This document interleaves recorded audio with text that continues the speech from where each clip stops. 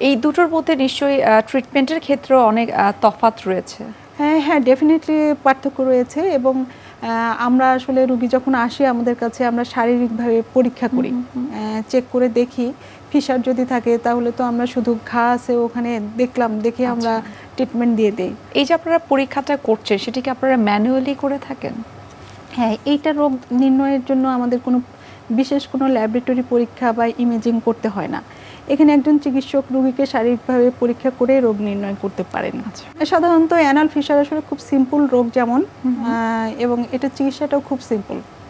আমরা বলি পায়খানাটা নরম রাখেন, একটু হয়তো মলম দেই, একটু ব্যথার ওষুধ দেই, একটু লবণ গরম পানিতে বসতে দেই রোগীদের, এবং 90 থেকে 95% পেশেন্ট, 90 থেকে 95% বলছিলাম আমি, রোগী এমনিতেই ভালো হয়ে যায়।